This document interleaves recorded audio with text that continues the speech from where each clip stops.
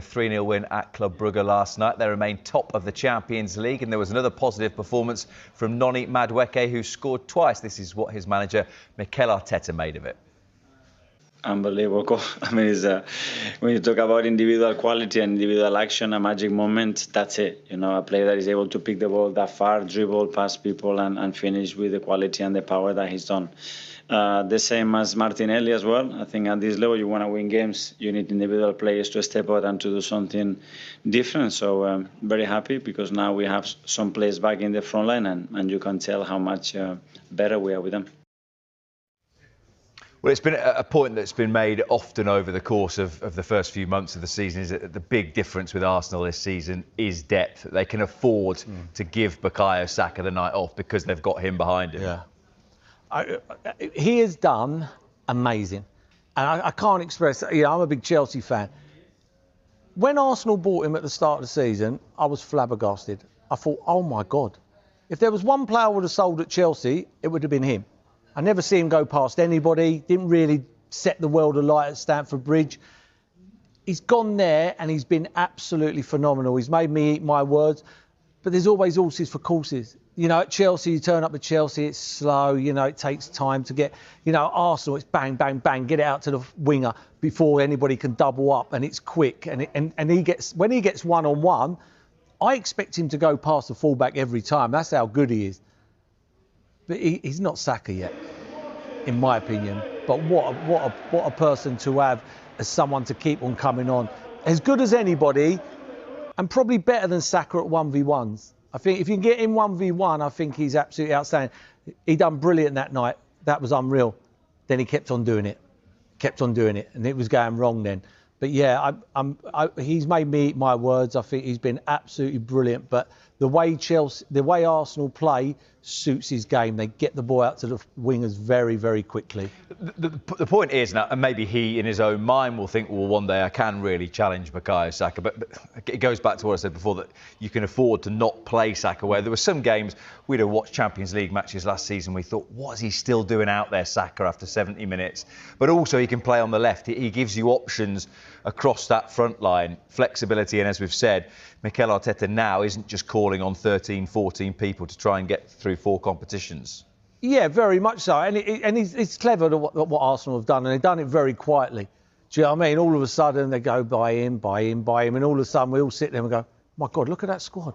And they're not like mega superstars. It's not that they've gone out and bought 10, 80 million pound players. They've just bought players here and here and here, and they've got an unbelievable squad. But Arteta can still get it wrong, and he got it wrong horribly on Saturday. Against Villa? Horribly wrong. How? With Gyökeres has to play against Aston Villa. I know Merino's done well and he scored 2 very important goals, but you've bought this player as the missing link, and they're going to Aston Villa, who are probably the most banging form team, or they are the most banging form team in the country. So in that game, they're going to have periods, Villa, where they're going to put Arsenal under severe pressure. So you need that battering ram up front, and that player who's willing to hold the ball up, fight Konza, and get them throw-ons halfway in the other half, just to take the pressure off, especially when your big boys are not playing at the back. He didn't do that. He played Merino. How many times did Arsenal break in the first half with pace and they had to turn back because there's no one up front? There wasn't a focal point. It was only in the second half when he went up there, it was a different game. But yeah, that's the problem he's going to have now, is making the right decisions, when to leave Saka out and bring Madueke in. When we were talking about ego there with Mo Salah, what do you think that does to someone like Gyökeres' ego then, to be left out of a game against one of the better teams in the division? It won't happen again. It won't happen again. I'd be shocked if it happened again. I think Arteta got blindsided by the goal against Brentford, and I think he scored another big goal the week before, and he's done well for him. But you're not going to win the league with Merino up front, even though he's a good player to come in every now and then. But for the big games... Arsenal fans! What you hear now could completely change the course of the Gunners' season. After the first defeat in 18 games, the pressure exploded in London. But what's happening behind the scenes goes beyond what the traditional press is showing. Mikel Arteta has a secret $40 million plan for January.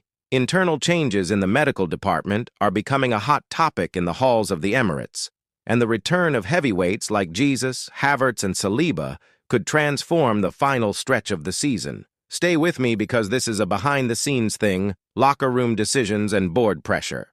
And no one in the world talks about this more truthfully than us here on the Arsenal News Today channel, the best channel in the world about Arsenal. I'm Guilherme, and this is the real story behind the Gunners' crisis, reconstruction, and winter offensive. It was a punch in the gut. Aston Villa's goal in the last minute silenced not only the Emirates but also the hearts of the fans. The last time Arsenal lost a game, August.